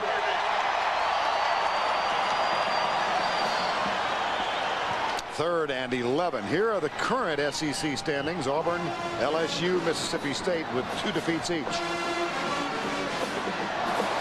Auburn playing its final regular season game. LSU doesn't play until next week against Arkansas in Little Rock, a game on CBS. 3rd and 11. Green wide right. Alabama brings 4. They drop 7. Leard has a man open. Lorenzo Diamond. No play bigger than that. 26-yard gain. Well, Adam Cox, the linebacker, was drifting into the zone. Keep an eye on 31 here. As he drifts back into the zone, this ball is going to go right over his fingertips. He's not able to get his hand on the ball, and it goes right to Lorenzo Diamond. Ben Leard with perfect touch on that football, and a huge first down for the Tigers.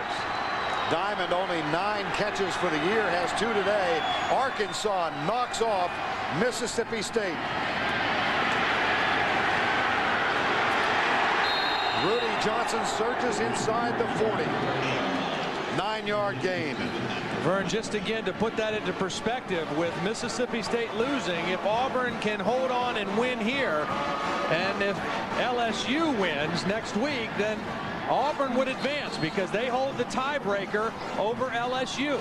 They beat them earlier in the season in Auburn. So the stakes in the Iron Bowl just got a little higher for Auburn. 2nd down, 1. Johnson. First down for Rudy Johnson, who creeps closer to another 100-yard afternoon. Boy, I'll tell you, in the 4th quarter, in a game like this, a guy like this is worth so much. You know you can give it to him. You know he's going to go forward. He's not going to lose yardage. He's not going to put the football on the ground. What a luxury for Tommy Tuberville. And as you see his numbers, he gets stronger as the game goes on. He wears the defense down. Alabama calls timeout. The time comes with 11 minutes and 26 seconds remaining in the ball game.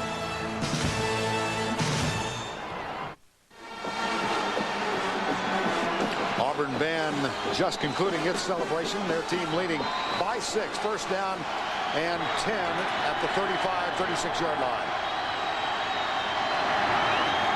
Leard play fake. Comes right side for DeAndre Green. Gets great position.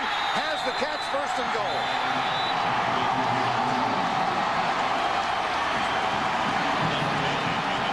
Nice job by Ben Leard, seeing 8 people in the box here. Okay, you got to throw. You can't run against that. And Kelp Bailey is never going to find the football. Never looks back. And DeAndre Green able to position himself to get on the football. Watch Bailey. He's just looking at Green. Has no idea the ball's in the air or where it's at. And DeAndre Green able to body him up and make the catch. 1st and goal at the 5. It's now Rudy time.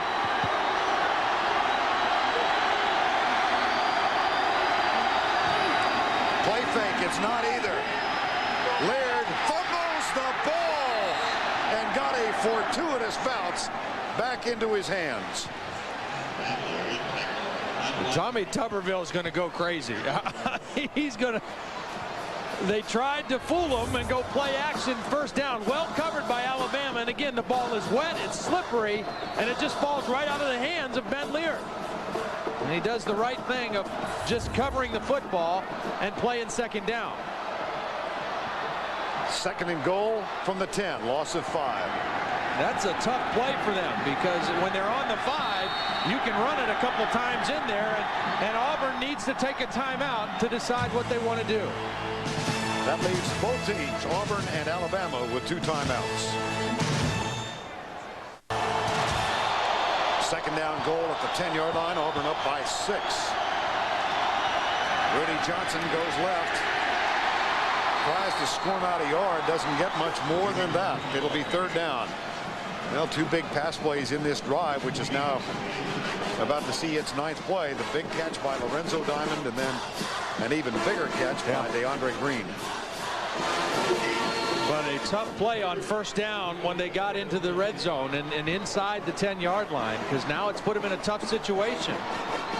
Nothing on 2nd down, 3rd down and goal from the 10. If they want a touchdown, they almost certainly have to try to throw it here. Robert Johnson is tight to the left side. 3 wideouts to the right.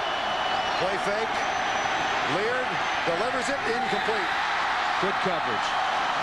Another fine defensive stand by Alabama. They gave up a couple big plays, but this time they were not fooled. Great coverage. Watch the coverage as Leard is looking down the field. I think he wanted to go here to Johnson first. It wasn't there. No receiver open for Auburn. Excellent downfield coverage by the Alabama defense. Damon Duvall had 3 big field goals last week in the overtime win over Georgia. He's 2 for 2 today. This from 27, and really significant to make it a 9-point game. Got it.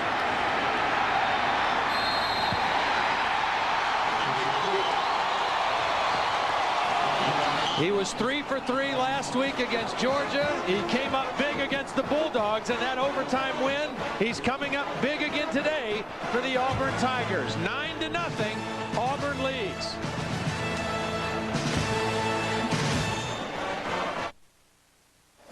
College football on CBS is interactive on web TV. Get an in-depth experience of the game with stats, news, history, and more through web TV. 9:18 to go in the rain in Tuscaloosa, Alabama. Auburn comes to town for the first time since 1901. This is only the 3rd game they have ever played in this city, and Alabama in 108 years has yet to score against Auburn in Tuscaloosa. There's the return out to the 19-yard line. And they don't show any signs of doing so today. No, and if they want to have a shot, as you take a look, the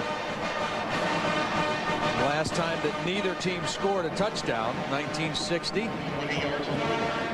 And for Alabama to score a touchdown in this one and to have a chance to win, I think 2 guys need to get their hands on the football and do something. That's Antonio Carter, number 2, and Freddie Millins, number 15.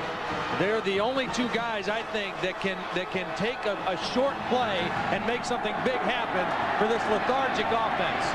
Here's the roll by Zhao, flips it out. It's caught by Sam Collins, and he steps out of bounds and stops the clock with a gain to the 30-yard line. That is a tackle made by Rashad Walker, number 37.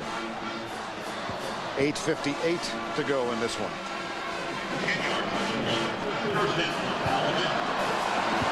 Auburn 31 minutes and change, and Alabama just under 20 time of possession. Now, we mentioned the absence of scoring. The first game here was a 48-0 win, that in 1895. And the second game a 17-0 Auburn victory in 1901. 9-0 in the year 2000. Fake toss, Zhao at the feet of his intended receiver. It'll be 2nd down. Dre Fulgham. 2nd and 10. Zhao rolling right. Chased. Lets it go. Incomplete. Pressure applied by Javor Mills. Sean Alexander is part of the festivities here in this first game played in Tuscaloosa between these 2 in 99 years. Brought out the game ball, one of many honored as Auburn comes to town. He was at practice Thursday, got a chance to talk to the team, and you know, Mike Dubose mentioned that last year we had some guys step up in the second half and take over the game. Sean Alexander was one of those guys. 3 touchdown runs in the 4th quarter in the game last year. Zhao rolling out on 3rd and 10. Flips it in, complete. Intended for Arvin Richard. Boy, oh boy. And this crowd is really getting in a restless tone of voice. 3 plays in a row. Auburn forces Andrews out to throw without his feet being set. Pressure makes him throw while his feet are moving and just not able to get anything on the ball. And even if the ball is completed to Arvin Richards, Mark Brown is right there to make the play. Lane Bearden on to punt for the 8th time. Robinson at the 30-yard line for Auburn. This one returnable. No, fair catch called. There was good downfield coverage. A 40-yard punt. Nothing on the return. 8 minutes and 26 seconds remaining in the ball game.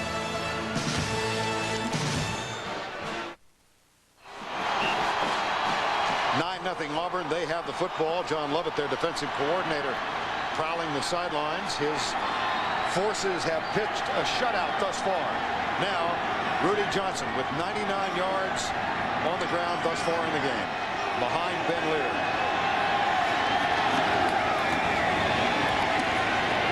Over 100 for the 10th time this season. And we go back to New York and get an update once again from Tim Brando. Vern, you may have the SEC MVP there in Rudy Johnson, but it's certainly a Heisman frontrunner at the running back position. LaDainian Tomlinson, this 1-yard plunge against UTEP, all told 27 carries, 268, 3 touchdowns for that Heisman candidate, LaDainian Tomlinson, LT. Vern? All right, Tim, the weather looks a little nicer in Fort Worth at Amon Carter Stadium than it does here at Bryant-Denny Stadium. Second down, Auburn hangs on to a 9-0 lead. Johnson comes right. There he breaks another tackle.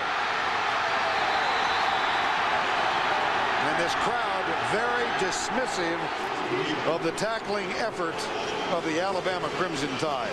Well, Todd Whitmore, a big defensive tackle, is going to have both hands on him. Watch number 61 get both hands on Rudy Johnson right here, but just not able to bring him down.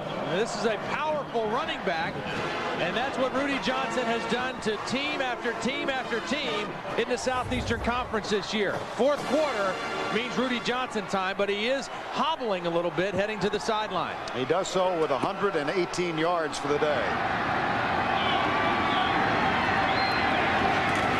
They give it to Heath Evans. And the fullback spins down to the 45-yard line. Tony Dixon with the tackle. Now Mike DuBose in his final game, of course, is the 4th coach to coach here after Paul Bear Bryant's retirement. Among those honored at the pregame, Gene Stallings, a dear friend from days back with the Dallas Cowboys. He, of course, played for Bear Bryant at Texas A&M, was the head coach here, and they won a national championship under Gene in 1992. And the even more thrilling news is that his wife, Ruth Ann, is here, and John Mark, his son, who all of you, I think, remember from the Down syndrome commercials that Gene shot, is here today. He is now 38 years of age. How about Heath Evans?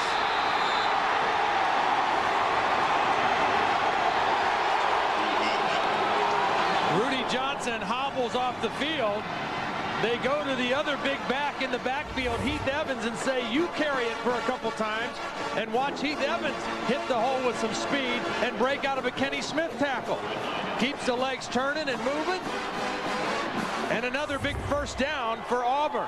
And the clock continues to roll. Rudy back 118 yards at first down and 10.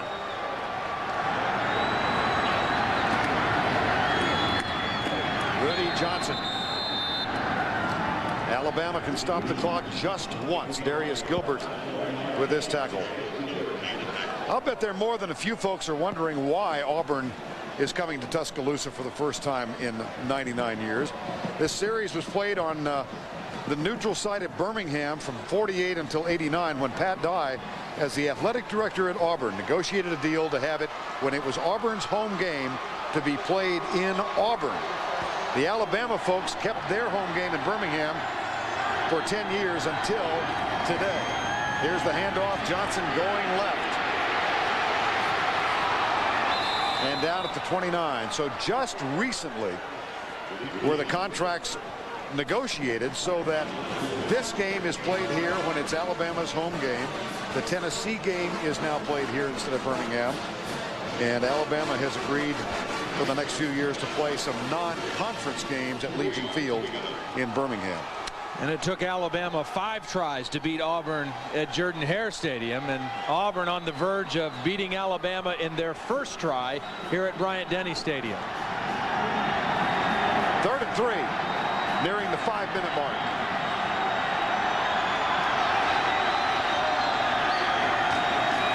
Toss right. Rudy. Great run, Vern. It doesn't look that flashy, but he knew when to cut it up inside, and he knew how to get the first down.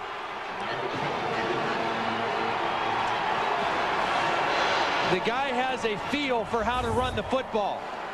Watch him know and see when to cut up. Right there, he plants the right foot, breaks another tackle, and gets forward for the first down. Good feel and timing on the toss sweep. Look at the difference in total yardage.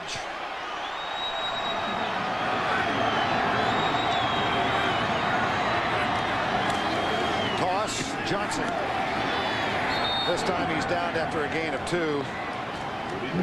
Salim Rashid first with the contact. Today's Rigid Tool Scholar Athlete Award goes to Ahmad Galloway of the University of Alabama. Rigid Tool's commitment to the investment of our future is shown today by donating $1,000 to the University of Alabama General Scholarship Fund.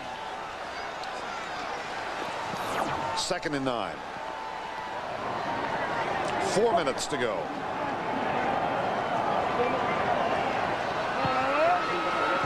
Rudy left 4 times. Rudy right 7 times.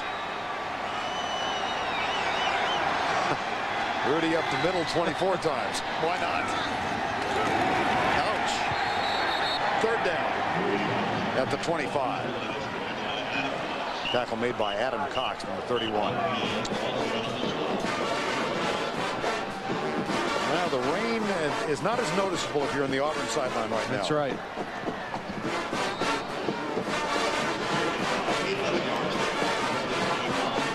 Not only are the Tigers 3 minutes and 16 seconds away from victory here, they got that big boost. The Arkansas win over Mississippi State. They now have a continuing chance to complete a magical season. 3rd and 11. Johnson. Fumble. Oh, what the? Yeah, Yes, Alabama's got it. I saw the ball still bouncing around and they had blown the whistle. Rashid. The first mistake that Rudy Johnson has made today. Take a look at it, the toss sweep again as he cuts it back inside. The helmet of Tony Dixon, number 24, the free safety, knocked the ball loose, and Alabama recovered. Kenny Smith comes up with the football. 1 timeout remaining. Zhao back. Zhao deep in the middle, has a man open at the 39-yard line. Antonio Carter, 16-yard gain. They go without a huddle. Now they've got 1 timeout left. They need to score twice, so they've really got to hurry their pace and their tempo. The clock stops on first downs while they move the chain, so you can get them lined up and get the play called without losing too much time. Incomplete, intended for Millens. Until that fumble, this had been Rudy Johnson's day. And the CBS Sportsline stat of the game: rushing yardage. Auburn with 166, Alabama 17. For complete college football coverage, go to cbs.sportsline.com.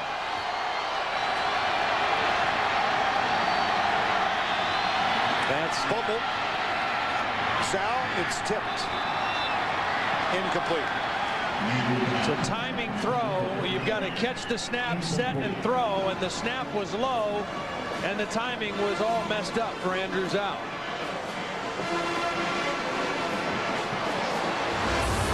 This is kind of the way the Alabama season has gone. Low snap, the ball's dropped, the timing's blown, the pass is incomplete. Pretty well sums it up. 9 of 23 for Zhao. It's 3rd down. Screen pass in the middle. Antonio Carter darts to his left, crosses the 50. First down. Gain of 13. The tackle made by Stanford Simmons. Again, they've really got to pick up the tempo here. 2 minutes and 19 seconds left. They need to score twice. They don't necessarily need a touchdown on this drive. If they have to settle for a field goal and go with an onside kick, they can do that, but they've got to play with a sense of urgency right now. Zhao caught, dropped. DeMarco McNeil with the sack. Good quick move by McNeil, working on Dennis Alexander. Here he is right here. Watch him beat number 73, Alexander. Just a swim move over the top and an easy sack. Nothing that Andrew Zhao could do on that play. Crimson Tide uses its final timeout, which leaves Mike DuBose with 2 minutes and 2 seconds remaining in his Alabama coaching career.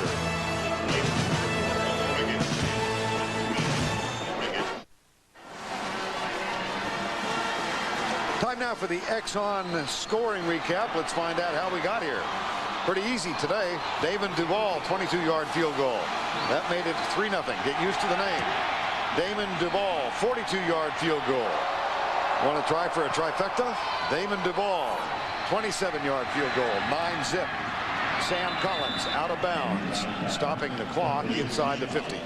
You know, this performance today by Alabama offensively, yes, they've been inept on offense. They have not been able to generate anything running the football. They've not thrown it effectively. But on the other side, you really have to credit John Lovett, the defensive coordinator for Auburn. They have been on top of everything. They've stuffed the run. They've been in great position on the passing game. This has been a very sound defensive football game for the Auburn Tigers. Up by 9 with less than 2 to go. Zhao, right side, Carter. With the catch, out of bounds, stops the clock with 1:49 remaining. Alabama now has used its timeouts. Auburn has 2 remaining. You know, the other thing about this season for Alabama that is just kind of surprising to me is Freddie Millins was such a great player last year for the Crimson Tide.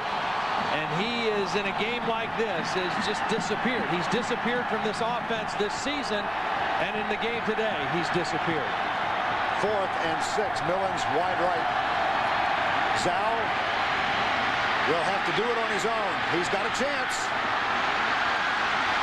Andrew Zhao, first down, Alabama at the 31. Again, clock stops to move the chains, but they have no timeouts.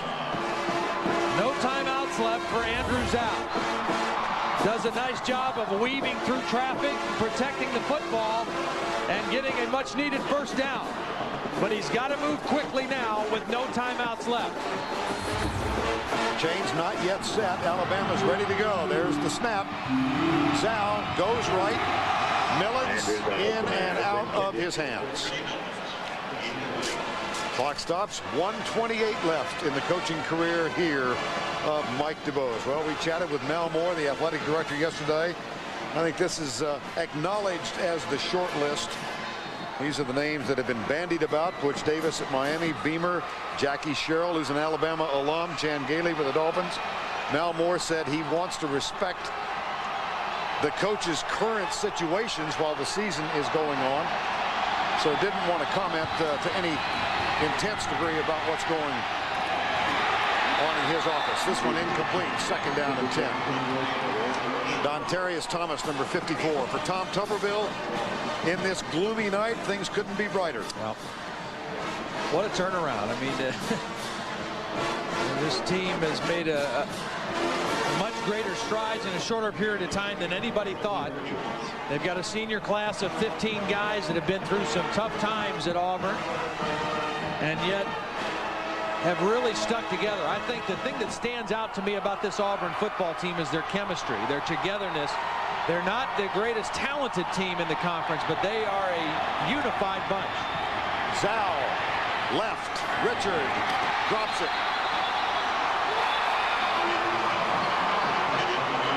1:12 to go in this one.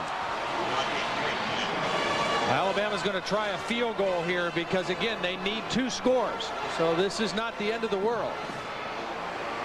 Now we've got 1:12 to go.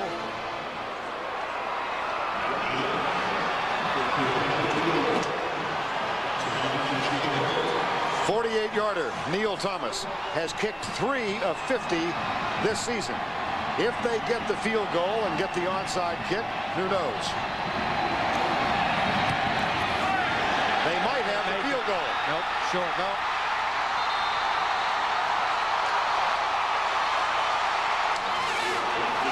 The snap was a little bit high, Vern.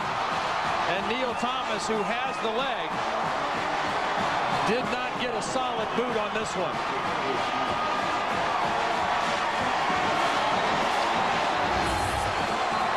Watch the snap. It's a little bit high. Nice job by Jonathan Ritchie, the backup quarterback, to field it, but well short on the field goal attempt.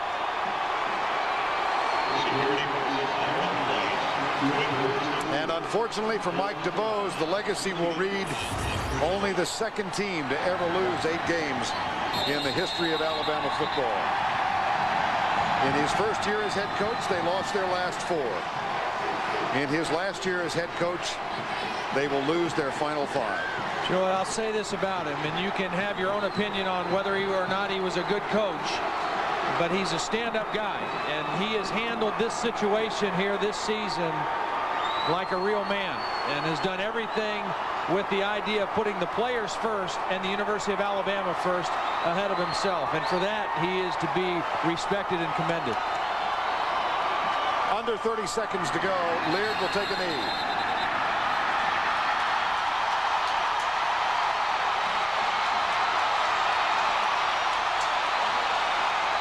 Auburn wins in its first visit to Tuscaloosa since 1901.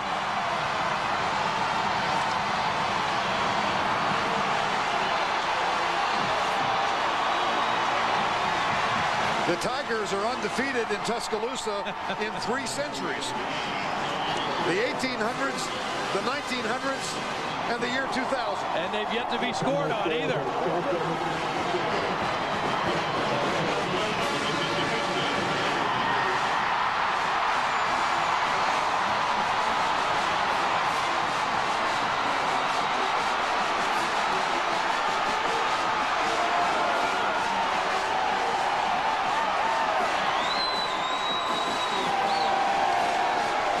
Today's player of the game, presented by Salomon Smith Barney, is Rudy Johnson.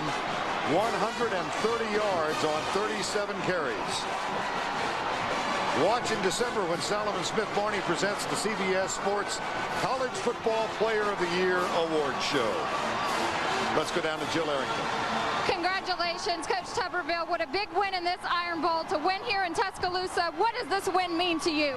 Well, it means so much to the Auburn people.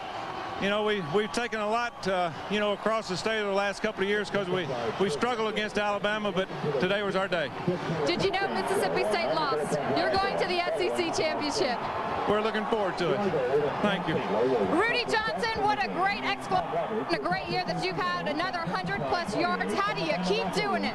It's a team effort. We come out and work hard as a team. And just, if you do that, good things happen. It's paying off for us right now. Did you ever think at the beginning of this year that you would have such an impact on this team? If I had help from my teammates, I knew good things would happen. They've helped me a lot all through the all season and everything. It's paying off right now. All right, congratulations on a great win. Back to you guys. Thank you, Jill. Final score, 9-0. Auburn comes to Tuscaloosa and goes home a victor. For Jill Arrington, Todd Blackledge, I'm Vern Lundquist saying goodbye from a rainy evening in Tuscaloosa, Alabama. The final score once again, 9-0. We go back to New York. Here's Tim Brando.